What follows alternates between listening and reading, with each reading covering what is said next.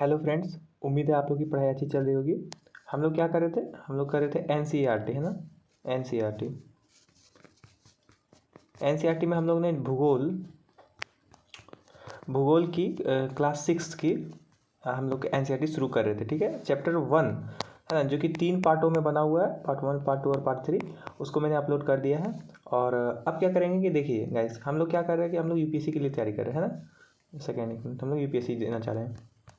तो क्या है कि हम लोग को कुछ पढ़ने का नियम भी होना चाहिए, रूल होना चाहिए, आवश्यक है। समझिए, जैसे कि हम लोग कॉन्सेप्ट क्लियर करते चल रहे हैं चैप्टर वाइज, लेकिन अगर ये कॉन्सेप्ट सिर्फ क्लियर होता गया तो क्या हो जाएगा कि हम लोग उसका यूज नहीं कर पा रहे। बात समझ। तो क्या है कि प्रैक्टिस प्रैक्टिस बहुत ज़रूरी है। आप समझ रहे हैं, जो आपने पढ़ा है क्या हुआ, आपको समझ आ रहा है या नहीं। ठीक है, ये देखने के लिए हम लोग को क्या करना होगा, प्रैक्टिस करना होगा। तो सबसे पहले मैंने क्या डिसाइड किया कि मैं चैप्टर 1 जैसे कि आपको पढ़ाऊँगा, तो उसी के नीचे आपका प्लेलिस्ट, आप उसके नीचे वाला जो वीडियो है वो क्या हो जाएगा आपका, ये टेस्ट हो जाएगा आपका। ठीक है, टेस्ट कहाँ से ले रहा हूँ मैं? टेस्ट ले रहा हूँ मैं एनसीईआरटी से। ठीक है, एनसीईआरटी बेस्ड क्वेश्चन से, एनसीईआरटी बेस्ड क्वेश्चन है। ठीक है दोस्तों, और मैं उम्मीद कर रहा हूँ कि आप इससे पहले ये जो टेस्ट मैंने ले रहा हूँ, इसे देने से पहले आप क्या करें, वो 3 वीडियो जो चैप्टर वाइज जो मैंने डिटेल एनालाइज करवाया है वो आपने किया है। क्योंकि ओवरऑल आपको खुद भी एनालाइज करना है कि वहाँ से आपका कैसा आ रहा है और आपसे क्या बन रहे हैं क्वेश्चन की। तो और आप क्या करिएगा, एक चीज़ मैं आपको बताऊँगा कि आप एक नोटबुक लेके बैठे। ठीक है, आपने एक नोटबुक बनाया था पीवाईक्यू का, मैंने बताया था पीवाईक्यू ये करना बहुत ज़रूरी है। पीवाईक्यू 1995 टू आपका लेटेस्ट तक। ठीक है, जैसे प्राचीन भारत का मैंने करवा रखा है, वो देखिए आप जाके उस प्लेलिस्ट को, उसका एक नोट्स बनाइए। देन आप क्या करिए कि एक नोट्स में आप सिलेबस लिख के रखिए कि क्या है क्या नहीं, और उस सिलेबस को याद रखिए। आप सुबह सुबह उठ के उसको देखिए, रिवाइज करिए। ठीक है, दूसरा बात क्या हो गया कि आप एनसीईआरटी आपने किया। अब क्या कि एनसीईआरटी में जो अपने से आपने लिखा, कुछ नोट्स बनाए, वो आपका एक कॉपी हो गया। और साथ में आप उस चैप्टर वाइज का क्या है, साथ में आप टेस्ट दे रहे हैं, तो आप वहीं पर एक पेज लेके बैठिए कि आपने कितना सही किया क्या नहीं किया। ठीक है, उसको एनालाइज करिए और उनसे कुछ नया अगर आपको फैक्ट मिल रहा है तो वो भी आपको पॉइंट में आप लिखिए। मैं फिर से बता दे रहा हूँ कि इस टाइप के क्वेश्चन जो एनसीईआरटी बेस्ड होते हैं, है ना, एनसीईआरटी बेस्ड क्वेश्चन जो होते हैं, ये डायरेक्ट यूपीएससी में नहीं पूछे जाते। ठीक है, लेकिन क्या होता है कि इसका बहुत अहम रोल है। आपको कई क्वेश्चन के टॉपिक्स, हाँ टॉपिक कि एकदम टॉपिक वो डायरेक्ट तक का डायरेक्ट आया है, आपने पीवाईक्यू में देखा होगा, है ना, एनालाइज किया होगा। तो आप क्या करेंगे कि आप स्टार्ट करेंगे और क्वेश्चन 1 से लेके एकदम इसको शुरू करेंगे। ठीक है, क्वेश्चन 1 से लेके इसको स्टार्ट करेंगे। तो आपको क्या करना है कि आपको टेस्ट देना। मैं वीडियो को रोकूंगा नहीं, आपके लिए रुकूंगा नहीं। आप क्या करिए, वीडियो को पॉज कर दीजिए। ठीक है, वीडियो को पॉज करिए, क्वेश्चन आए तो और उसको आप वहाँ पर कमेंट करिए, आंसर ऐसे लिखिए, एक का सी, ऐसे ऐसे करके आप कमेंट करके देखिए कि कितना गलत हो रहा है, क्या सही हो रहा है। आप साथ में कमेंट में एक प्रोसेस में आप जुड़िएगा, तब आपको एक टेस्ट का फील होगा, है ना। और आप यह क्या कर पाइएगा, यहाँ समझिए आप एक चीज़ और, कि आप इससे क्या हो जाएगा कि आप यूपीएससी के पैटर्न में एग्जाम देने के लिए आप तैयार होते जा रहे हैं। ठीक है, टेस्ट आपने लगा रखा है, तो क्या होगा कि आप उस पैटर्न में घुस रहे हैं। ठीक है, तो अब स्टार्ट करते हैं। ठीक है, हम लोग क्या कर रहे थे, फिर से मैं बता दूं, हम लोग 6 क्लास की एनसीईआरटी कर रहे थे ना, क्लास 6 की एनसीईआरटी। और इसका नाम क्या है, सामाजिक विज्ञान, पृथ्वी हमारा आवास। ठीक है, और चैप्टर नंबर 1 हम लोग कर रहे थे, क्या कर रहे थे, सौर मंडल में पृथ्वी। आप यहाँ देख सकते हैं, सौर मंडल में पृथ्वी कर रहे थे। ठीक है, अब एकदम लाइन से हम लोग क्वेश्चन लाते हैं और उसको एनालाइज करते हैं। देखिए मैं यहाँ क्वेश्चन ला रहा हूँ ऐसे, आप इसको पॉज करिए, खुद से पढ़िए और इसको एनालाइज करिए। फिर मैं पढ़ता हूँ, या तो आप सुन के ऑप्शन का साथ में आप दीजिए। जैसे कि इसका अगर आपको लगता है एक का क्या आंसर होगा, तो एक और उसके बगल में ए मान लीजिए, तो ऐसा करके आप आंसर दे सकते हैं ऑप्शन में। ठीक है, आइए देखते हैं गाइस, निम्नलिखित में से कौन से खगोलीय पिंड है। ठीक है, समझिए, एनसीईआरटी क्लास 6 चैप्टर 1 खगोलीय पिंड किसे कहते हैं, मैंने बताया आपको। ठीक है, सूर्य, चंद्रमा, पृथ्वी, उल्का पिंड। ठीक है, इसमें से आप एनालाइज करिए कि केवल 1 एवं 2, केवल 2 और 4, केवल 3 और 4, और उपयुक्त सभी। आपको क्या लगता है दोस्तों, है ना, ये उपयुक्त सभी होगा, इसका ऑप्शन डी होगा, है ना, ऑप्शन नंबर डी आंसर होगा। ठीक है, समझिए कि थोड़ा सा एनालाइज में बता दे रहा हूँ कि मैंने बताया था कि आसमान में चमकने वाले सभी चीज़ क्या होते हैं, उनका ये होता है। देखिए यहाँ पर खगोलीय पिंड, यहाँ देखिए थोड़ा सा व्याख्या आप देखिए कि सूर्य, चंद्रमा, पृथ्वी, उल्का पिंड तथा वे सभी वस्तुएं जो रात के समय आसमान में चमकती खगोलीय पिंड कहलाते हैं। ठीक है, तो आप क्या कर रहे हैं, आपने नोट में खगोलीय पिंड से ऐसे खगोलीय पिंड सिर्फ ये वाला आप लिख ले रहे हैं। ठीक है, तो बस इतना आपको याद रखना है, ये चीज़, ये सारी चीज़ें आपको डिटेल वाइज नहीं लिखना है, आप बस याद रखिए, खगोलीय पिंड बस लिख के रखिए, पॉइंट आउट, आगे बढ़िए। ठीक है, देखिए आगे क्वेश्चन नंबर 2, आइए देखते हैं इसको। देखिए, किन खगोलीय पिंडों को तारा कहते हैं ना, तो तारा का डिफिनेशन क्या था, आपने एनसीईआरटी में पढ़ा था। यहाँ देखिए, जो आकार में बहुत बड़े नहीं होते हैं, क्या ये सही है ना, आपको बताना है। जिनके पास अपनी ऊष्मा तथा प्रकाश होती है, हाँ ये वाला क्या लग रहा है आपको, जिसके पास अपनी उष्मा तथा प्रकाश नहीं होती है, जो अपने अक्ष में घूमते हुए दूसरे पिंडों की परिक्रमा करते हैं। क्या तारा कोई परिक्रमा करता है? नहीं, ग्रह उसकी परिक्रमा करती है ना। तो आपको आंसर दिख रहा है, आप खुद से इसको करिए, ठीक है। और इसका आंसर क्या हो जाएगा दोस्तों? 2 का आपका बी हो जाएगा, बी हो जाएगा, ठीक है। बी मैं फिर से दिखा रहा हूँ, बी हो जाएगा इसका आंसर, बी हो जाएगा, जिसके पास अपनी उष्मा और प्रकाश होती है, ठीक है। बी का थोड़ा एक्सप्लेनेशन देखिए। कुछ खगोलीय पिंड बड़े आकार वाले तथा गर्म होते हैं, ये गैसों से बने होते हैं, इसके पास अपनी उष्मा तथा प्रकाश होते हैं, जिसको बड़ी मात्रा में उत्सर्जित भी करते हैं, ठीक है। आप उसको एक 3D में देखिए कि कैसे सूर्य का उत्सर्जन भी होता है। आप देखिए कुछ उत्सर्जित भी करते हैं, इन्हें खगोलीय पिंड कहते हैं। और इसको क्या कहते हैं? ये खगोलीय पिंड तो होते हैं क्योंकि चमकते हैं रात को, और ये तारा भी कहलाते हैं। तो तारा, खगोलीय पिंड, ये सब आपको क्लियर हो रहा है? बेसिक बेसिक, ये सब आपको ज़्यादा लिखना नहीं, बस समझते चलिए कि तारा किसे कहते हैं, खगोलीय पिंड किसे कहते हैं। आइए देखते हैं यहाँ पर इस क्वेश्चन को पढ़िए, क्या लिखा हुआ है कि तारों के विभिन्न समूहों के द्वारा बनाई गई विविध आकृतियाँ क्या कहलाती है। तारों की जो विविध आकृतियाँ हैं उसे क्या कहते हैं? यहाँ देखिए, आकाश गंगा कहेंगे, सौर मंडल कहेंगे, एंड्रोमीडा कहेंगे और नक्षत्र मंडल कहेंगे, ठीक है। तो आप क्या करिए कि इन सब को उतना एनालाइज आपको नहीं करना, बट क्या करना है कि एंड्रोमीडा, आकाश गंगा, सौर मंडल मान लीजिए, तो इन सब के बारे में भी आपको क्या करना है, थोड़ा सा जानकारी रखना है। आप समझ रहे हैं? आपका इसका आंसर क्या हो जाएगा? देखिए, नक्षत्र मंडल। क्या हो जाएगा? नक्षत्र मंडल। तो ये आप लिख लीजिए कि नक्षत्र मंडल क्या होता है, आपने एनसीईआरटी में पढ़ा था, ठीक है। बट आप सौर मंडल के बारे में भी जानते हैं। सौर मंडल किसे कहते हैं? सौर के परिवार, सौर सूर्य केंद्र में रहता है और फिर परिक्रमा, इसको सौर मंडल कहते हैं, सूर्य का परिवार, है ना। इसके बारे में डिटेल आपने देखा। आकाश गंगाओं के बारे में आपने देखा, ठीक है, कि बहती नदी से संबंधित है ना, चमकती हुई नदी। एंड्रोमीडा आप यहाँ लिखिए और इसके बारे में सर्च करिए, है ना। आपको एक एक्टिव स्टूडेंट बनना है। एंड्रोमीडा अगर आप कहीं पढ़ रहे तो आगे हम लोग इसके बारे में पढ़ेंगे, तो इसको क्या करना है, आपको थोड़ा सा दिमाग में रखना है। बस एक वर्ड आ रहा है तो आप नोट्स में क्या करिएगा, इसको एक बार सिर्फ हल्का सा लिख के रख लीजिए, ताकि आपको दिमाग में एंड्रोमीडा रहे कि एंड्रोमीडा भी कुछ था, आपको बाद में उसको खोजने में आसानी होगा। उसका एक्सप्लेनेशन थोड़ा देख लीजिए। रात्रि में आसमान की ओर देखते समय तारों के विभिन्न समूहों के द्वारा बनाई गई विविध आकृतियों को नक्षत्र मंडल कहते हैं। एनसीईआरटी की लाइन है, देखिए आप, नक्षत्र मंडल, आप समझ रहे हैं। आगे देखिए, ये बताइए क्वेश्चन नंबर 4 है ना। मैं क्वेश्चन, ये वीडियो थोड़ी सी लंबी होगी, लेकिन मैं क्या करूँगा, सारे क्वेश्चन आपको क्लियर करते चलूँगा, है ना। आप सिर्फ समझते चलिए और आंसर देने का कोशिश करिए। आंसर आप दीजिएगा एक्टिव होकर, तभी आप सीख पाएंगे जो मैं करवाना चाह रहा हूँ, आप समझ रहे ना। तो अंतरिक्ष से संबंधित अर्सा मेजर, ठीक है, अर्सा मेजर या बिग बियर, इसी का नाम है। अर्सा मेजर या बिग बियर का संबंध किससे है? बताइए। सौर मंडल से है, नक्षत्र मंडल से है, क्षुद्र ग्रह का समूह है, इनमें से कोई नहीं। क्या लगता है 4 का क्या होगा? बी होगा, नक्षत्र मंडल से, है ना। आपको बताया था। व्याख्या देखिए, थोड़ा सा व्याख्या आप समझिए।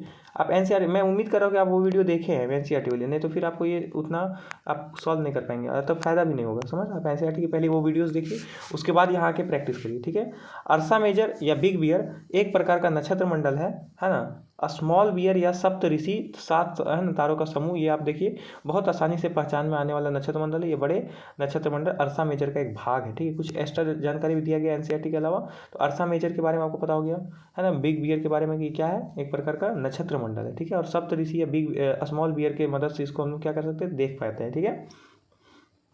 और ये किसका भाग है? ये अर्सा मेजर का एक विभिन्न भाग है, ठीक है। तो ये चीज़ें आप देखिए, एनसीईआरटी में हमने इसको डिटेल में पढ़ा है, समझाया, चित्रों को देख के भी समझा, डायग्राम्स को। यहाँ देखिए guys, question number 5। Videos late इसलिए हो रही है गाइस क्योंकि शादी का सीज़न है और यहाँ पे साउंड का प्रॉब्लम होता है ना, बॉक्स में गाने बजाए जाते हैं साउंड बॉक्स में, तो क्या होता है कि वीडियो की क्वालिटी अच्छा नहीं आ पाती है। अच्छा, मैं एक बात पूछ रहा हूँ, आप लोग कमेंट में बताइएगा कि मैं एक माइक का इस्तेमाल कर रहा हूँ आज, ठीक है। तो अब आपको आपकी वॉइस को और क्लियर करने के लिए, ताकि देखिए मैं यहाँ पर डायरेक्ट टू डायरेक्ट आपको पढ़ा नहीं पा रहा हूँ, तो वॉइस ही एक ऐसा चीज़ है जिसमें अगर कोई दिक्कत आएगी तो आप पढ़ नहीं पाएंगे, बात सुन रहे हैं। तो क्या मेरी वॉइस क्लियर है, ये आप हमको कमेंट करके बताइए, ताकि मैं आगे की वीडियोस जल्दी इस कमेंट के आधार पे मैं करूँगा, ठीक है। तो आप ये कमेंट करिएगा जरूर, ठीक है, कि वॉइस क्लियर आ रही है कि नहीं, या फिर मैं माइक को बदलूँ, ठीक है। ये आप कमेंट करिए। यहाँ देखिए, किन खगोलीय पिंडों को ग्रह कहा जाता है? तारा आपने पढ़ा, खगोलीय पिंड पढ़ा है ना। तो अब ग्रह पढ़िए, ग्रह समझिए, ग्रह क्या था, याद करिए, कोशिश करिए उन चीज़ों को याद करने का और खुद से बनाइए। जो आकार में बहुत बड़े होते हैं, बताइए। जिसके पास अपनी उष्मा तथा प्रकाश होती है, बताइए। और ऑप्शन सी क्या है? जिसके पास अपनी उष्मा प्रकाश नहीं होते, जो तारों के प्रकाश से प्रकाशित होते हैं। ऑप्शन डी, जिनका अपना गुरुत्वाकर्षण बल होता है, ठीक है। ये सब क्या है, थोड़ा सा बताइए, इसका क्या लगता है आपको? ऑप्शन देखिए, इसका ऑप्शन यही है ना। हाँ, इसका ऑप्शन चाहिए, तो ये होगा इसका आंसर ना। इसका 5 का क्या हो जाएगा आपका? 5 का सी हो जाएगा आपका। ये जिसके पास है ना, तारों के प्रकाश से चमकती है, आपको पता है ये बात। अपनी उष्मा तथा प्रकाश नहीं होता, हीट एंड लाइट नहीं होता है ना। हीट और लाइट नहीं होती है, ठीक है। और तारों के प्रकाश से क्या होते हुए प्रकाशित होते हैं, लेकिन चमकते हैं, ये याद रखिए। नीला ग्रह है हमारा, तो चांद से देखने पर ये नीले ग्रह जैसा दिखेगा, चमकता हुआ। थोड़ा सा एक्सप्लेनेशन देखिएगा इस क्या होता है। कुछ खगोलीय पिंडों में अपनी प्रकाश तथा ऊष्मा नहीं होती है और तारों के से प्रकाशित होते हैं, ग्रह कहलाते हैं। आप ये पता होगा आपको, या एनसीईआरटी आप देखिए जाके, ठीक है।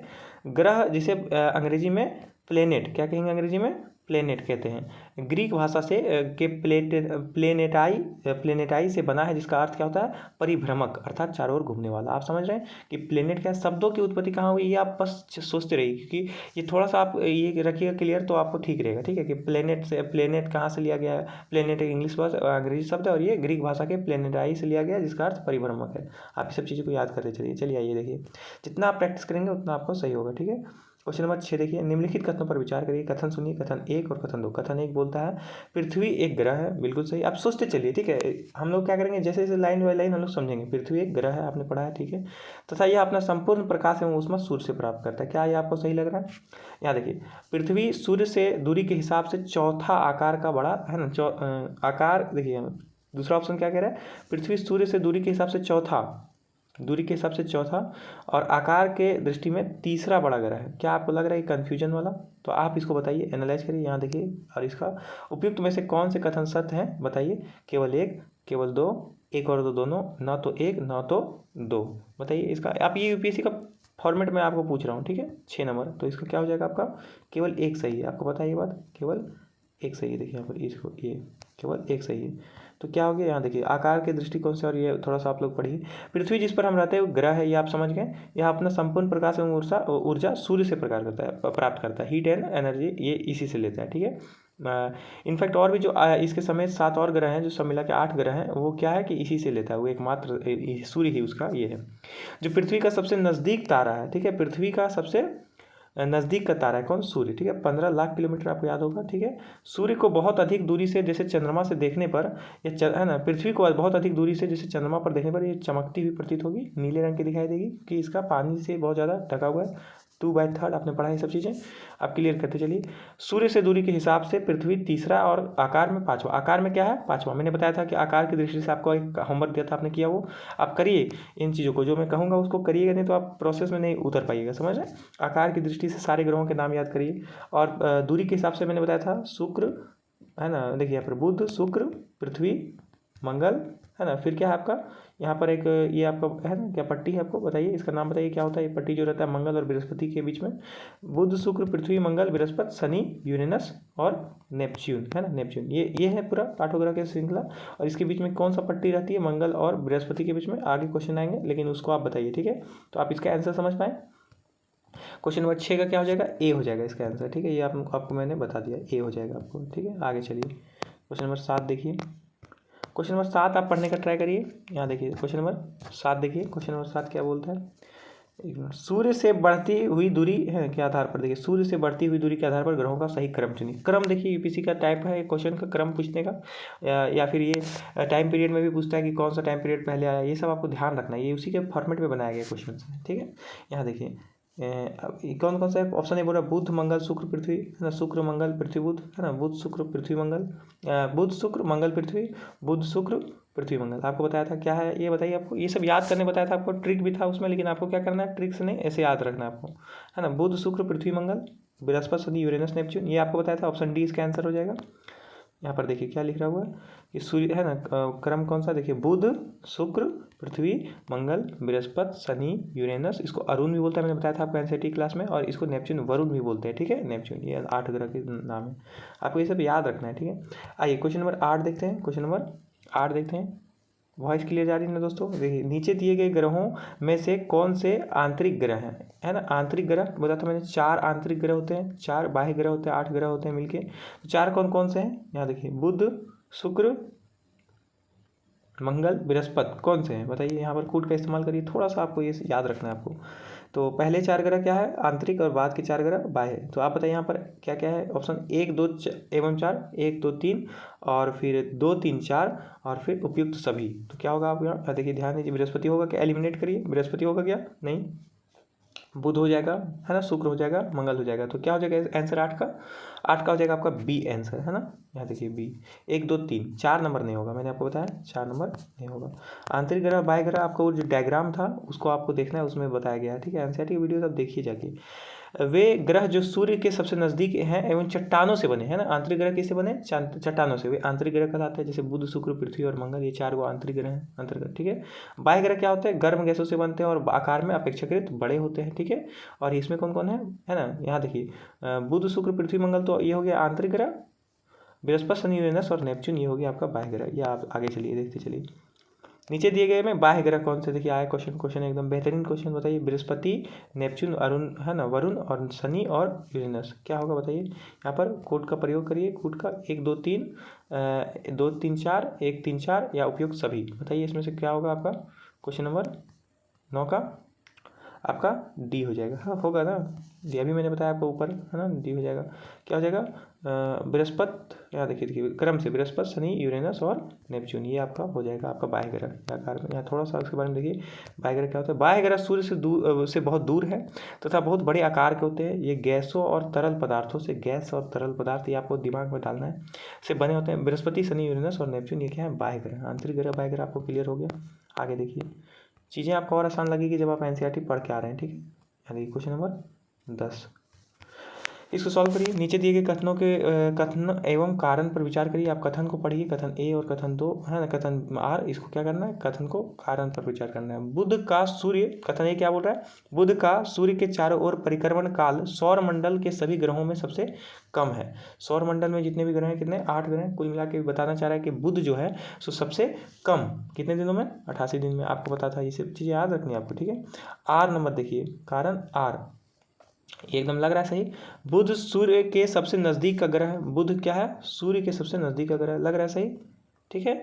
अब बताइए कि ये आपको बता दिया कि आप यहाँ समझिए, फिर से क्वेश्चन को समझिए। बुध को सूर्य के चारों ओर परिक्रमा में सबसे कम समय लगाता है और ये सबसे नज़दीक भी है। तो जो नज़दीक है वही तो कम समय में लगाएगा ना, और जो दूर है वो देर में लगाएगा, ये मैंने आपको बताया था एनसीईआरटी में। तो आप यहाँ समझिए, ऑप्शन समझिए, कोई ऑप्शन है। ए और आर दोनों सही हैं तथा आर ए की सही व्याख्या करता है ना। कुछ फिर क्या बोल रहा है? ए और आर सही है लेकिन आर व्याख्या नहीं करता है। ए और सही है, आर गलत है, ए गलत है, आर सही है। तो क्या लगता है आपको इसका आंसर क्या होगा 10 नंबर का? 10 नंबर का आपका हो जाएगा ए। क्या हो जाएगा? ए। दोनों सही हैं और व्याख्या भी करता है, क्योंकि जो कम दूरी पे रहेगा, जैसे मान लीजिए यहाँ सूर्य है तो इसका जो कम दूरी पे यहाँ पर बुध है मान लीजिए, तो ये कम दूरी पे, और यहाँ पे यूरेनस है मान लीजिए, तो ये क्या हो जाएगा? आपको ज़्यादा टाइम लगाएगा, ठीक है। आप समझ रहे हैं? यहाँ ये आगे देखते हैं।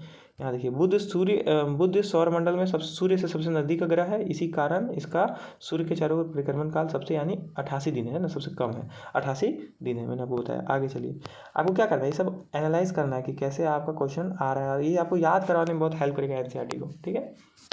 ये आप नहीं कर रहे हैं तो फिर आपका पढ़ाई पूरा कंप्लीट नहीं हो रहा है उस चैप्टर को लेके रिलेटेड, ठीक है। मेन चीज़ तो आपको प्रैक्टिस ही है ना। सौर मंडल में किन 2 ग्रहों के बीच क्षुद्र ग्रह पाई जाती है? मैंने बताया था मंगल और बृहस्पति के बीच में क्या पाया था, उस पट्टी का नाम क्या है? आप कमेंट करिए, इसका नाम लिखिए, क्षुद्र ग्रह, है ना।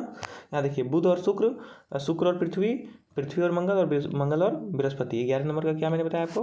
डी नंबर आपको बताया ना, डी होगा, ठीक है। यहाँ देखिए डी होगा, मंगल और बृहस्पति, है ना। यहाँ पे आंतरिक ग्रह रहेंगे 4 गो, है ना, 3 और 4, और यहाँ पे आपका रहेगा ये है मंगल, और यहाँ पे आपका बृहस्पति है, ठीक है, बृहस्पति, ठीक है। आप समझ गए चीज़। आगे चलिए, व्याख्या देखिए थोड़ा सा। तारों, ग्रहों एवं उपग्रहों के अतिरिक्त असंख्य छोटे पिंड सूर्य के चारों ओर चक्कर लगाते हैं। इन पिंडों को क्षुद्र ग्रह कहते हैं। ये मंगल और बृहस्पति की कक्षाओं के बीच। वैसे कक्षा किसे कहते हैं? आप इसको एनसीईआरटी की वीडियो देखिए, जाइए समझिए कि कक्षाएं किसे कहते हैं, ठीक है। क्या कक्षाएं काल्पनिक होती हैं? आप इसको आंसर दीजिए, है ना। मैं एक क्वेश्चन का आंसर, जो मैं क्वेश्चन दे रहा हूँ उसको कमेंट करिए आप, ठीक है। कक्षाएं काल्पनिक होती हैं, यानी आप लिखेंगे, पूरी सेंटेंस लिखेंगे कि कक्षाएं काल्पनिक होती हैं या नहीं होती हैं, ठीक है। आगे देखिए, वैज्ञानिकों के अनुसार क्षुद्र ग्रह के ही भाग होते थे, है ना, जो बहुत वर्ष पहले विस्फोट में ग्रह से टूट के अलग हो गया था। ये एकदम बेसिक चीज़ें हैं, आपको याद होनी चाहिए, ठीक है। कमेंट करिएगा, होमवर्क आप नहीं करिएगा तो फिर आपको दिक्कत होगा, बात समझ रहे हैं। आपको कंप्लीट करना है। क्वेश्चन नंबर 12 देखिए क्या है। हमारे सौरमंडल में सूर्य से सबसे दूर कौन सा ग्रह अवस्थित है? सौरमंडल में 8 ग्रह हैं, आपको ही पता है। तो कौन कौन सा? बुध, शुक्र, पृथ्वी, है ना, मंगल, बृहस्पति, शनि, यूरेनस और नेपच्यून। तो क्या हो गया? नेपच्यून सबसे दूर है, आपको ये बात पता होना चाहिए, है ना। तो 12 का क्या हो जाएगा आपका? 12 का हो जाएगा बी, हो जाएगा आपका 12 का। यहाँ देखिए, ध्यान दीजिए, 12 का डी जगह नेपच्यून, वरुण बोलते हैं, वरुण है ना, वरुण बोलते हैं इसको। यहाँ समझिए थोड़ा सा एक्सप्लेनेशन दिया गया है कि सूर्य से दूरी के अनुसार ग्रहों की स्थिति बुध, शुक्र, पृथ्वी, मंगल, बृहस्पति, शनि, यूरेनस और नेपच्यून है। सबसे नज़दीक बुध और सबसे दूर नेपच्यून, ये आप समझ गए। सबसे आकार की दृष्टि में सबसे बड़ा कौन है? ये बृहस्पति है ना, आपको ये सब पता होना चाहिए। और क्या कहता है, पृथ्वी कहाँ है? पृथ्वी कितना है आकार की दृष्टि से बड़ा? मैंने आपको बताया, आप कमेंट करिए, बताइए कितना आपको याद हो रहा है, जो चीज़ें समझ आ रही है बताइए। पृथ्वी आकार में लिखिएगा, आकार में पृथ्वी क्या है, पृथ्वी कितने है ना, यहाँ पर लिखिएगा 1 से लेकर 5 तक जो भी होता है वो आप लिखिए यहाँ पे, है ना। वर्ष 2006 में अंतर्राष्ट्रीय खगोलीय संघ, ये आपको लिखने बोला था मैंने, अंतर्राष्ट्रीय खगोलीय संघ, इसको याद रखना है कि बैठक में यह निर्णय लिया गया कि प्लूटो, सिरस और कौन 2003 यूबी वो 313 है ना, जैसे खगोलीय पिंडों को बौना ग्रह की श्रेणी में रखा गया, क्योंकि ये नियम के विरुद्ध थे। नियम क्या है कि अपनी कक्षा में घूमना है, ये कभी कभी कक्षा से बाहर भी घूमते हैं। दूसरा कि एक आकार होता है, ये आकार में भी थोड़े अपेक्षाकृत बहुत ही छोटे हैं, ठीक है।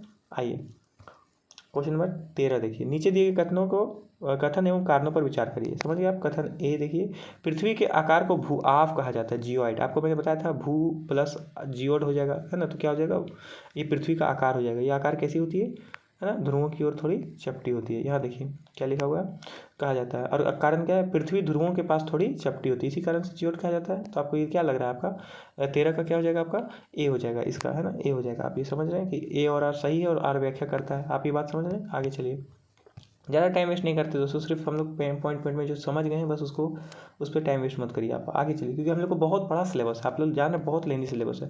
मैं चाह रहा हूँ जल्दी जल्दी बस किसी तरह आपको ये खत्म हो, ताकि आपके पास वो क्लियरिटी आएगी क्या क्या फैक्ट्स हैं, समझ रहे। पृथ्वी ध्रुवों के पास थोड़ी चपटी है, ध्रुव किसे कहते हैं, देखिए यहाँ पे थोड़ी चपटी है और यहाँ पे थोड़ी चपटी है, ठीक है। और यही कारण है कि इसके आकार को भूआव, जियोइड कहा जाता है ना। भूआव का क्या अर्थ हो गया, पृथ्वी के समान का आकार। जियोइड मतलब क्या होता है, भूआव मतलब पृथ्वी का आकार, ठीक है, पृथ्वी के समान आकार।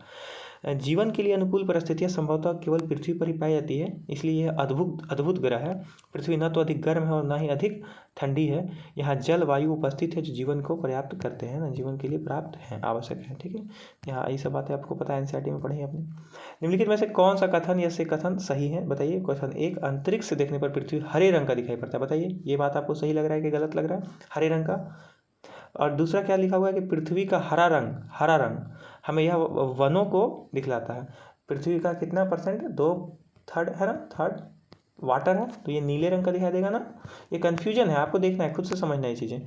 तो यहाँ देखिए केवल 1, केवल 2 और केवल 1 और 2, और ना तो 1 और ना तो, ठीक है, आप समझ रहे। क्वेश्चन नंबर 14 का क्या हो जाएगा आंसर आपका, 14 का क्या हो जाएगा, डी, ना तो 1 और ना तो 2। कुछ चीज़ें जो एकदम बहुत बेसिक है वो मैं बता दे रहा हूँ, बाकी जो चीज़ों को मैं नोट करने कहूँगा वो आप जरूर करें। एनसीईआरटी में आप खुद से जो नोट करेंगे वही आपको काम देगा, इसलिए वो वीडियो देखिए आप। अंतरिक्ष से देखने पर पृथ्वी नीले रंग का दिखाई पड़ता है, कौन सा, नीले रंग का, हरा रंग का नहीं दिखाई देता, ठीक है, नीले रंग का दिखाई देता है। और पृथ्वी को 2/3 सतह है ना, 2/3 सतह जल से ढका हुआ है, इसलिए इसे नीला ग्रह कहा जाता है, ठीक है, वन से नहीं, जल से। यहाँ देखिए, ये बताइए, तो ये आप बताइए, सौरमंडल का निर्माण किससे मिलकर होता है। सौरमंडल के बारे में आपने पढ़ा था, बताइए। ग्रह, या बताइए ग्रह, उपग्रह, सूर्य, उल्कापिंड। कूट का प्रयोग करिए, केवल 2 और 3, केवल 3 और 4, केवल 1 और 3 और उपयुक्त सभी। तो इसका क्या हो जाएगा, आप यहाँ देखिए 15 नंबर का क्या हो जाएगा, उपयुक्त सभी हो जाएगा, है ना। यहाँ थोड़ा सा एक्सप्लेनेशन दिया हुआ है, थोड़ा सा देखिए आप एक्सप्लेनेशन देखिए गाइस। अब मैं मान रहा हूँ कि आप वीडियो को पॉज करते क्वेश्चन देख के और फिर खुद से वो एनालाइज करते कि क्या है ना। व्याख्या क्या, सूर्य 8 ग्रह, उपग्रह तथा कुछ खगोलीय पिंड जैसे क्षुद्र ग्रह, उल्कापिंड मिलकर सौरमंडल का निर्माण करते हैं। हम उसे सौर परिवार, यहाँ ध्यान दीजिए, सौर परिवार का नाम देते हैं, ठीक है, सौर परिवार का नाम देते हैं, जिसका मुखिया कौन है, सूर्य। ये एनसीईआरटी में हमने पढ़ा था। आगे देखिए, निम्नलिखित में से कौन सा ऐसे कथन सत्य है, ठीक है। पहला कथन है सूर्य का खिंचाव बल सौरमंडल को बांधे रखता है, सूर्य। दूसरा कथन है सूर्य सौरमंडल के लिए प्रकाश एवं ऊष्मा का, है ना, एकमात्र स्रोत है ना, मुख्य स्रोत है, ऊष्मा का मुख्य स्रोत है। बताइए क्या हो गया, मुख्य स्रोत लिखा हुआ है, कूट है ना, यहाँ पर केवल 1, केवल 2, 1 और 2 दोनों, ना तो 1 ना तो 2। 1 मिनट गाइस, देखिए क्वेश्चन नंबर 16 का बताइए आप, 16 का क्या हो जाएगा, सी हो जाएगा, सी हो जाएगा। महत्वपूर्ण या फिर अथवा यहाँ पे, यहाँ देखिए एकमात्र, यहाँ पे भी लिख सकते हैं, ठीक है। महत्वपूर्ण कहाँ लिखा हुआ था, मुख्य स्रोत है नहीं, ये महत्वपूर्ण है ना, एक ही, एक मात्र है, ठीक है। थोड़ा सा आपको एनालाइज करना है क्वेश्चन, ठीक है। यहाँ देखिए यहाँ थोड़ा सा आपको बता दीजिए। सूर्य सौरमंडल के केंद्र में स्थित है, ये आपको पता है, केंद्र में सूर्य है और फिर बाकी सब जगह ये है।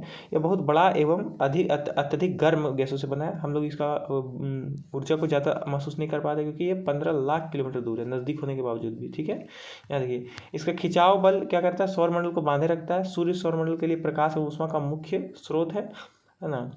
अल्टीमेट है ना, अल्टीमेट इंग्लिश वाला वर्ड देखिए, अल्टीमेट है ना, एकमात्र टाइप से ऐसा आता है मीनिंग। स्रोत है, मुख्य स्रोत नहीं, एकमात्र स्रोत है ना।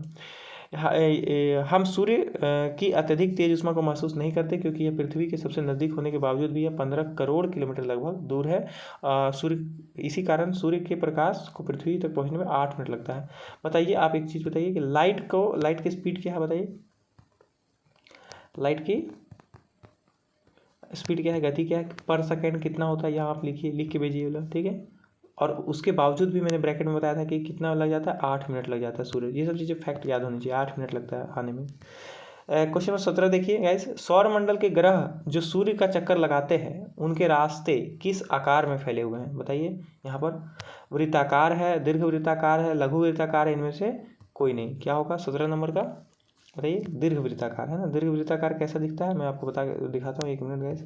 ये देखिए, ये वाला आंसर है। दीर्घ वृत्ताकार क्या होता है, थोड़ा सा ऐसा दिखता है। ठीक है, ऐसा दीर्घ वृत्ताकार। ठीक है, आगे चलिए, इसका थोड़ा सा एक्सप्लेनेशन देखिए। सौरमंडल के सभी 8 ग्रहों के निश्चित पथ पर चक्कर लगाते हैं। ये रास्ते क्या कहलाते हैं, ये क्या कहलाते हैं, निश्चित पथ क्या कहलाते हैं, बताइए। कक्षा कहलाते हैं। आपको बताया था, ऊपर पूछा था ना, आपको बताइए, कमेंट कर रहे हैं ना आप। ये रास्ते दीर्घ वृत्ताकार के रूप में फैले हुए हैं, ये कक्षा कहलाते हैं। देखिए यहाँ पे लिखा हुआ है, कक्षा कहलाते हैं, लिखा हुआ है ना। तो ये चीज़ें आपको जो क्वेश्चन पूछा जाए आप तुरंत कमेंट करिए ताकि आपको ये मिले। क्वेश्चन नंबर 18 देखिए क्या लिखा हुआ है। किस ग्रह को पृथ्वी का जुड़वा ग्रह कौन है, शुक्र है। जुड़वा ग्रह शुक्र है कि नहीं, बताइए। ये चीज़ें आपको एकदम याद होनी चाहिए, इस पर ज़्यादा टाइम वेस्ट नहीं करिए आप। ठीक है, आपको यहाँ गेम नहीं खेलना है, आपको जल्दी जल्दी अभी ये खत्म करना है। शुक्र को पृथ्वी का जुड़वा ग्रह माना जाता है क्योंकि यह आकार, घनत्व और व्यास में पृथ्वी के लगभग बराबर है। ठीक है, शुक्र, इसका आंसर शुक्र है, मैंने बताया आपको। यहाँ देखिए शुक्र, मैं दिखा दे रहा हूँ, एक मिनट, शुक्र है इसका आंसर। ठीक है, शुक्र। चलिए ये बताइए, ये वाला आपको पता है, पृथ्वी किस ग्रह को पृथ्वी का जुड़वा ग्रह कहते हैं। ये तो अभी बताया, शुक्र है ना, शुक्र है ना, शुक्र को पृथ्वी का जुड़वा ग्रह कहते हैं। ये आगे वो रिपीट हुआ है शायद क्वेश्चन। यहाँ देखिए क्वेश्चन नंबर 19 देखिए, पृथ्वी का सबसे निकटतम ग्रह कौन सा है, बुध, शुक्र, शनि और चंद्रमा। आप एक बात बताइए, क्या चंद्रमा, ये आपको देखिए, इसको देखिए, इसको एलिमिनेट करिए, इसको हटाइए यहाँ से। चंद्रमा क्या ग्रह है, आप यहाँ हटे, आपका पास क्या हो गया, यहाँ देखिए 100% था और यहाँ पे अब क्या हो गया, 75% चांस बन रहा है आपका, एक ऑप्शन हट जाने के बाद। ठीक है, अब यहाँ पर एक इन सब में से आपको बताना है। ठीक है, बुध, शुक्र, पृथ्वी, देखिए बुध, शुक्र, पृथ्वी और मंगल, ये क्या है, आंतरिक ग्रह। शनि क्या आंतरिक ग्रह है, शनि कट गया, समझ रहे, एलिमिनेट करिए, ये बाह्य ग्रह है ना, ये वाला और ये वाला आपका कट जाएगा।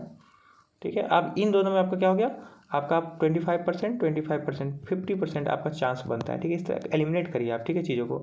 बुध और शुक्र बताइए कौन सा है, सबसे निकटतम कौन सा है, 19 नंबर का बताइए, 19 नंबर का शुक्र होगा। ठीक है, आपको ये बात पता है क्योंकि बुध सबसे नज़दीक है और तीसरा ग्रह है ना, बुध है पहले, फिर कौन है, शनि, फिर कौन है, बुध, शुक्र, बुध फिर शुक्र, उसके बाद बुध, शुक्र, पृथ्वी तीसरा ग्रह है, थर्ड, फर्स्ट, सेकेंड, थर्ड, बीच में कौन है, शुक्र। शुक्र सबसे नज़दीक है, ये बातें आपको पता होनी चाहिए। आगे चलिए देखिए, व्याख्या कर लेते हैं।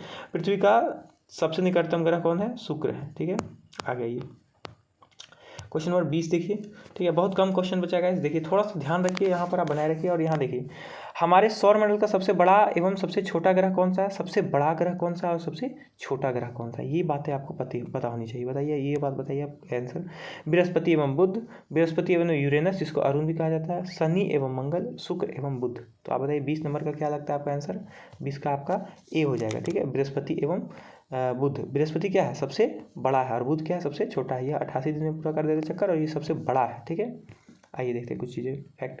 हमारे सौरमंडल का सबसे बड़ा ग्रह कौन सा है, पृथ्वी, ये बृहस्पति है, और सबसे छोटा कौन है, बुध हो गया। ठीक है, आगे चलिए, ये क्वेश्चन आप करके दिखाइए। कौन से वे दो ग्रह हैं जिसका सौरमंडल के अन्य ग्रहों की तुलना में परिक्रमण विपरीत दिशा में होती है। आप बताइए, एनसीईआरटी को जो इग्नोर कर देते लास्ट वाला पेज, उसमें मैंने आपको अलग से बताया था कि यहाँ पर भी आपको पढ़ना है एज ए यूपीएससी एस्पिरेंट। ठीक है, तो आपको मैंने अलग से दिखाया था। तो बताइए कौन से दो ग्रह हैं जो, ये इसका आंसर है बुध और शुक्र, शुक्र और शनि, शुक्र और यूरेनस, बृहस्पति और अरुण। ठीक है, अरुण मतलब यूरेनस। ठीक है, तो इसका आंसर क्या हो जाएगा इस 21 का हो जाएगा सी। क्या हो जाएगा? सी, शुक्र और यूरेनस। ठीक है, एनसीईआरटी जाके देखिए आप। शुक्र और यूरेनस की परिक्रमण दिशा अन्य ग्रहों के विपरीत है होती है। ये दो, शुक्र और यूरेनस। कहाँ गया यूरेनस? कहाँ है? यहाँ पे देखिए, ये दोनों, इसको याद रखना है। ठीक है, और शुक्र और यूरेनस घड़ी की सुई की दिशा में क्लॉकवाइज घूमते हैं। क्या करते हैं? क्लॉकवाइज। क्लॉक देखा आपने कैसे घूमता है? ये क्लॉकवाइज क्या घूमते हैं? शुक्र और यूरेनस। और क्लॉक एंटी क्लॉकवाइज क्या होता है? विपरीत दिशा में, घड़ी की सुई के विपरीत दिशा में एंटी क्लॉकवाइज कौन घूमते हैं? जबकि अन्य ग्रह, मतलब 6 ग्रह, टोटल 8 ग्रह। समझ गए आप? शुक्र और, यहाँ देखिए, यहाँ पर थोड़ा सा ध्यान दीजिए, शुक्र और यूरेनस, ये आपको याद रखना है कि ये क्लॉकवाइज और बाकी सब एंटी क्लॉकवाइज। ठीक है, ये चीज़ें आपको याद रखनी बहुत इंपॉर्टेंट है ये। ठीक है, आगे बढ़ते हैं। इससे क्या प्रभाव होते हैं ये भी हम लोग आगे क्लासों में देखेंगे। ठीक है, 22 नंबर देखिए, निम्नलिखित कथनों पर विचार करिए। पहला कथन क्या है? बृहस्पति शनि तथा यूरेनस के बीच में छल्ले, ये छल्ले विभिन्न पदार्थों के असंख्य छोटे पिंडों से बनी पट्टियां हैं। ठीक है, बृहस्पति शनि यूरेनस की ओर छल्ले हैं। 3 ग्रहों के बीच में छल्ले थे ना, कितने ग्रहों के बीच में छल्ले थे? वो तीनों के वो नाम लिखिए आप यहाँ पे। अभी कमेंट करिए तुरंत, पॉज करके वीडियो, कि कौन से ग्रह थे जिसके छल्ले होते हैं। छल्ले क्या होते हैं थोड़ा सा समझिए। ये ग्रह है और इसके साइड में ऐसे रहते हैं, इसको आप देख सकते हैं। आपको तो बताइए, केवल 2, एक और 2 दोनों, ना तो एक और ना ही 2। क्वेश्चन नंबर 22 का क्या हो जाएगा आंसर गाइस? सी नंबर है ना, यहाँ पे देखिए सी नंबर, ये हो जाएगा आपका 1 और 2 दोनों। ठीक है, यहाँ समझिए, उपयुक्त दोनों कथन सत्य हैं। पृथ्वी के इन छल्लों को शक्तिशाली दूरबीन की सहायता से देखा जा सकता है। कहाँ कहाँ छल्ले हैं एक बार फिर से देख लीजिए, आपको याद रहेगा। आपको याद रखना, नोट डाउन करिए ये सब चीज़ें। ये देखिए आप, ये चीज़, बृहस्पति शनि तथा यूरेनस के चारों ओर छल्ले हैं। बृहस्पति शनि और यूरेनस के चारों ओर, ये बात आप समझ रहे। बेसिक चीज़ें हैं, बहुत बेसिक है, बट ये चीज़ें आपको बाद में काम आएगी। हमारे सौर मंडल में किन ग्रहों के पास एक भी चंद्रमा प्राकृतिक उपग्रह नहीं है? ठीक है, एक भी चंद्रमा नहीं है। कौन से सौर मंडल है आपको बताइए। यहाँ पे देखिए, बुध, शनि, शुक्र, यूरेनस। कूट का उपयोग करिए, 1 और 2, हाँ ध्यान दीजिए, 1 और 2, 2 और 3, 3 और 4 और 1 और 3। गाइज मेरा नेक में थोड़ा प्रॉब्लम है, गर्दन में थोड़ा दिक्कत है, तो आप थोड़ा सा मैनेज करिए। आवाज़ में थोड़ा सा दिक्कत हो रहा है, तो कोई बात नहीं। आइए देखिए, 23 नंबर क्या है? 23 नंबर यहाँ पे ध्यान, 23 का क्या हो जाएगा आंसर आपका? 23 का डी हो जाएगा, है ना। थोड़ा गर्दन मूव करने में थोड़ा प्रॉब्लम आ रहा है, तो उस वजह से थोड़ा सा दिक्कत हो रहा है। डी है ना, इसका आंसर डी है। आइए, हमारे सौर मंडल में बुध एवं शुक्र के पास कोई चंद्रमा प्राकृतिक उपग्रह नहीं है। आप समझ रहे हैं? किसके पास? बुध और शुक्र के पास। थोड़ा सा रीजन समझते हैं यहाँ पे। आइए देखिए, बुध और शुक्र के पास क्यों नहीं है, अब थोड़ा सा समझिए चीज़ों को। आपको अब दिमाग लगाना है। ठीक है, बुध और शुक्र क्या है? सबसे नजदीक, ये सूर्य के सबसे नज़दीक है ना, बुध, शुक्र और फिर पृथ्वी है। ठीक है, तो क्या होता है कि शुक्र, ये देखिए सूर्य है, सूर्य का क्या है? खिंचाव बल है, और ये छोटी छोटी चीज़ों को क्या करता है? अपनी ओर आकर्षित करता है, इसलिए यहाँ पे नहीं है। ठीक है, और इसलिए इधर ये हमारा प्यारा सा पृथ्वी बच जाता है। ठीक है, क्योंकि ये बहुत आगे है, 15 लाख किलोमीटर दूर है, लेकिन फिर भी सबसे पहला नज़दीक का तारा है। ठीक है, 24 नंबर देखिए गाइस, थोड़ा सा और क्वेश्चन बचा बस। नीचे दिए गए ग्रहों में सबसे अधिक चंद्रमा प्राकृतिक उपग्रह किसके पास है? थोड़ा सा चंद्रमा को आपको करंट अफेयर्स आपको पढ़ना है। ठीक है, आपका जो एनसीईआरटी में दिया हुआ है वो ग्रहों की संख्या वो उतना इंपॉर्टेंट नहीं, इनफैक्ट ये भी उतना इंपॉर्टेंट नहीं, बट क्या है कि थोड़ा सा आपको ये चीज़ें पता होनी चाहिए। ठीक है, कि ये चीज़ें डायरेक्ट नहीं आती, क्योंकि बदलते रहते हैं, संख्या हमेशा बदलती रहती है। शनि, बृहस्पति और मंगल और यूरेनस। तो क्या होगा इसका 24 नंबर का? आपका 24 का ए हो जाएगा, है ना, ए हो जाएगा। ठीक है, आप इसको मिलाइए, हर वक्त इसका बदलता है, पर शनि बहुत आगे है। ठीक है, थोड़ा सा यहाँ दिया गया डाटा, अब देखिए डाटा शायद थोड़ा अभी चेंज हो गया होगा, इसमें कोई बड़ी बात नहीं है। सॉरी गाइस, देखिए ये उतना इंपॉर्टेंट नहीं है। ठीक है, लेकिन फिर भी आप देख लीजिए कि शनि के पास टोटल ग्रहों की संख्या कितनी है? 83। आप कम और ज़्यादा की याद रखिए बस, कि किसके पास कम है और किसके पास ज़्यादा है। 83 किसके पास है? शनि के पास। बृहस्पति के पास फिर सेकंड नंबर पे है, 80 है। देखिए, कंपेयर करिए। अभी शायद क्या है देख लीजिएगा आप करेंट अफेयर्स में। ठीक है, ये उतना इंपॉर्टेंट क्वेश्चन नहीं है। मंगल के चंद्रमा की संख्या 2 है। ठीक है, आपको पता है मंगल में 2 चंद्रमा है। ठीक है, याद रखिए। यूरेनस के चंद्रमा की संख्या कितनी है? 27। ठीक है, मंगल में 2 है। ठीक है, मंगल में 2 चंद्रमा है। ठीक है, याद रखिएगा ये चीज़, है ना। एनसीईआरटी में शायद मैंने 1 बोल दिया था, देखिए 2 है, 2। ठीक है, याद रखिएगा। निम्नलिखित में से कौन सा या से कथन सत्य है? ठीक है, पहला कथन है, उपग्रह अपने ग्रहों की परिक्रमा करते हैं। उपग्रह क्या करते हैं? अपने ग्रहों की परिक्रमा करते हैं। मैंने बताया था आपको, एक सूर्य है तारा, उसका परिक्रमा कौन करता है? उसका परिक्रमा करता है आपका ग्रह, और ग्रहों की परिक्रमा क्या करता है? उपग्रह। तो ये चीज़ लग रहा है सही है। देखिए आगे, साथ ही सूर्य की भी परिक्रमा करता है। बिल्कुल, ये एक पथ में चलते रहते हैं, तो क्या होता है वो सूर्य का भी परिक्रमा हो जाता है। पृथ्वी का उपग्रह चंद्रमा है, एकदम बिल्कुल सही है। इसका व्यास पृथ्वी के आधा है, याद रखिए यहाँ पे आधा लिखा हुआ है। क्या ये सही है बताइए? केवल एक, केवल दो, एक और दो दोनों, और ना तो एक ना तो दो। देखिए आप डिटेल देख रहे हैं कितना बेसिक ये पूछा है। ये वाला क्वेश्चन आपको कंफ्यूज कर सकता है कि व्यास आधा है। कितना पढ़े थे हम लोग 25 नंबर का? 25 का क्या हो जाएगा? ए हो जाएगा। क्या हो जाएगा? ए। यहाँ देखिए केवल एक सही है, ठीक है। कौन सही पूछा है ना? सत्य है, इसको आपको देखना है, इसको नोटिस करना है कि सत्य है या असत्य है, क्या पूछ रहा है, ठीक है गाइस। आइए देखते हैं कुछ चीज़ों को आप नोट करिए। देखिए ये बहुत इंपॉर्टेंट। देखिए उपग्रह को अंग्रेजी में क्या कहते हैं? सैटेलाइट कहते हैं। क्या कहते हैं? सैटेलाइट, जिसका अर्थ क्या होता है? साथी या सहचर, ठीक है। सहचर आपने वर्ड एनसीईआरटी में पढ़ा था, साथी या सहचर। ये उपग्रह अपने ग्रहों की परिक्रमा करते हैं, साथ साथ सूर्य का भी परिक्रमा करते हैं। एक सही हो गया, ठीक है। यहाँ देखिए दूसरा नंबर क्या बोल रहा है? हमारी पृथ्वी के पास केवल एक उपग्रह है। कौन सा है? चंद्रमा। इसका व्यास पृथ्वी के व्यास का केवल 1/4 है, केवल 1/4 है। आप समझ रहे हैं गाइस? वहाँ पे आधा लिखा हुआ है, यहाँ पे 1/4 हो गया, ठीक है। एक हिस्सा है, इसका 4 भाग है, तो ये 1/4 हो गया, है ना। आप समझ रहे बात को? आइए देखते हैं। यह इतना बड़ा इसलिए प्रतीत होता है क्योंकि यह हमारे ग्रह से अन्य खगोलीय पिंडों की अपेक्षा नज़दीक है। यानी कि अगर हम चंद्रमा से देखेंगे पृथ्वी, तो पृथ्वी बहुत बड़ा दिखेगा, है ना, क्योंकि 1/4 है ये, सिर्फ ये इतना ही आकार का है, ठीक है। और ये नज़दीक होने के कारण कितने किलोमीटर दूर है चंद्रमा का, यहाँ बताइए आप कमेंट करिए। तो चंद्रमा ऐसे लिखिएगा, चंद्रमा की दूरी पृथ्वी से इंग्लिश में भी आप लिख सकते हैं, से कितनी है, आप यहाँ लिख के बताइए, ठीक है। कमेंट करिए आप चीज़ों को। देख रहा हूँ मैं कि आपको एनसीईआरटी से याद आ रही है कि नहीं। प्राचीन भारत के प्रसिद्ध खगोल शास्त्री कौन थे, है ना। जो मैंने बता रहा हूँ, जो क्वेश्चन दे रहा हूँ वो करके देखिए, ठीक है। ऑप्शन आप नहीं कमेंट करिएगा तो फिर आपको दिक्कत हो जाएगा ना, क्योंकि आप पढ़ भी रहे हैं और आपका ये आंसर देने के लायक नहीं, तो आप फिर उसको वापस से वीडियो देखिए जाके, ठीक है। आपको आंसर आना चाहिए, बात समझ रहे हैं। प्राचीन भारत के प्रसिद्ध खगोल शास्त्री कौन थे? खगोल शास्त्र के बारे में, खगोल शास्त्र किसे कहते हैं, है ना, आपको पता है। और कौन थे यहाँ पर बताइए? पाणिनि की। और देखिए जैसे अगर आंसर मान लीजिए इसका कोई एक हो गया, तो बाकी सारे जो ऑप्शन थे उनके बारे में पता करिए कि कौन से, जैसे पाणिनि क्या थी, है ना, कनाद क्या थे, आर्यभट्ट क्या है, नागार्जुन क्या है, ये आपको पता होना चाहिए, ठीक है। तो पाणिनि, कनाद, आर्यभट्ट और नागार्जुन कौन है प्राचीन भारत के खगोल शास्त्री? बताइए ऑप्शन देख के। 26 का आपका सी हो जाएगा। क्या हो जाएगा? सी, आर्यभट्ट। आपको पता होगा ये चीज़ मैंने एनसीईआरटी में अलग से बॉक्स में बताया था, थोड़ा सा आप समझिए। खगोलीय पिंडों एवं उनकी गति, ठीक है, आपको याद रखना है, पिंडों के विषय में भी और उनकी गति के विषय में, ठीक है, मोशन के विषय में अध्ययन करने वाले को क्या कहते हैं? खगोल शास्त्री कहते हैं। आर्यभट्ट प्राचीन भारत के प्रसिद्ध खगोल शास्त्री थे, ठीक है। ये बात आपको क्लियर होती जा रही है। ये बस 2 क्वेश्चन और बचा है दोस्तों। देखिए नीचे दिए गए कथन एवं कारण पर विचार कीजिए। कथन ए क्या बोल रहा है? पृथ्वी से हमें चंद्रमा का केवल एक ही भाग दिखाई देता है, ठीक है। आपको बताइए कि पृथ्वी जो है इससे हम लोग देख पाते हैं चंद्रमा का सिर्फ एक ही भाग, ठीक है। दूसरा क्या है? कथन आर क्या बोल रहा है? चंद्रमा के द्वारा पृथ्वी का चक्कर पूरा करने में लगने वाला समय अपने अक्ष पर चक्कर पूरा करने में लगने वाला समय से अधिक है। क्या ये बात सही लग रहा है आपको? हाँ, कितना दिन होता है? लगभग 27 दिन, डेज।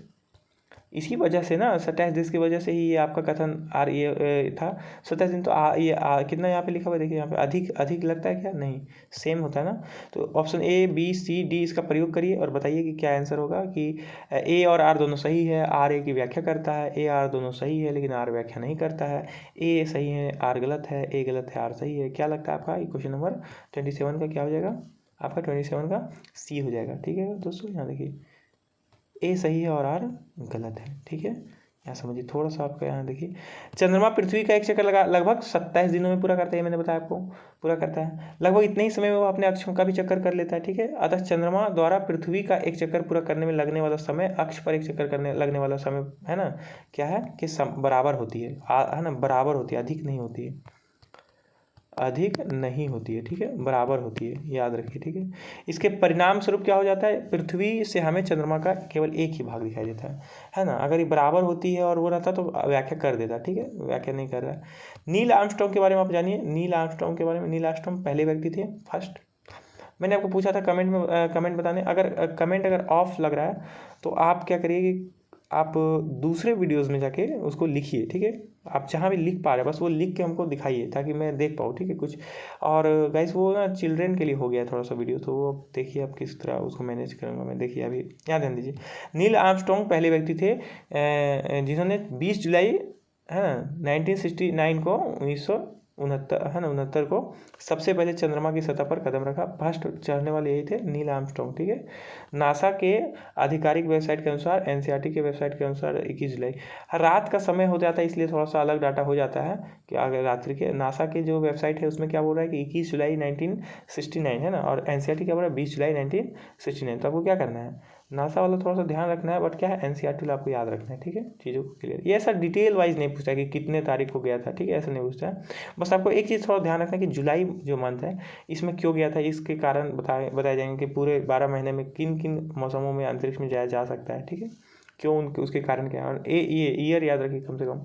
ईयर भी आपको डेट वाइज नहीं याद रखना है, आपको क्रम याद रखना है कि अभी यहाँ पे देखिए नील आर्मस्ट्रॉन्ग चले गए, उसके बाद कौन गए, इस टाइप से। लास्ट क्वेश्चन है दोस्तों, नीचे दिए गए कथनों पर विचार करिए। पहला प्रश्न पूछिए, पढ़िए। सूर्य के चारों ओर चक्कर लगाने वाला पत्थरों के छोटे छोटे टुकड़ों को उल्का पिंड कहते हैं। उल्का पिंड के बारे में आपने पढ़ा था, है ना। सूर्य के चारों ओर चक्कर लगाने वाले को क्या बोलते हैं, उल्का पिंड कहते हैं, ठीक है। आगे देखिए, दूसरा नंबर क्या है, खुले आकाश में फैली एक छोटी सी एक छोर से दूसरी छोर तक चौड़ी सफ़ेद पट्टी, यहाँ देखिए चौड़ी सफ़ेद पट्टी, जो कि लाखों तारों का समूह है ना, तारों का समूह है, आकाशगंगाएं कहलाते हैं, ठीक है। एक तारा कितना बड़ा होता है, आप कल्पना करिए, सूर्य कितना बड़ा, उतना लाखों तारों का समूह, समझ रहे हैं। आपने वो पट्टी देखी भी होगी। उपयुक्त में से कौन सा कथन सत्य है, ठीक है, सत्य पूछे। केवल एक, केवल दो, एक दो दोनों, न तो एक न तो दो। क्या लगता है आपको, 28 का क्या हो जाएगा, सी हो जाएगा, है ना, सी, देखिए सी हो जाएगा आंसर। थोड़ा सा एक्सप्लेनेशन देख लीजिएगा इस। उपयुक्त दोनों कथन क्या है, सत्य है, ठीक है। एक मिनट दोस्तों, उपयुक्त दोनों कथन क्या हो जाएंगे, सत्य हो जाएंगे, ठीक है। एक मिनट यहाँ ध्यान दीजिए, दोनों सत्य हो जाएंगे। सूर्य के चारों ओर चक्कर लगाने वाला, है ना, याद रखिए, सूर्य के चारों ओर चक्कर लगाने वाले पत्थरों के छोटे टुकड़ों को क्या कहते हैं, उल्कापिंड कहते हैं। खुले आकाश में एक छोर से दूसरी छोर तक चौड़ी फैली सफ़ेद पट्टी जो होता है वो चमकदार रास्ते की तरह दिखाई देता है।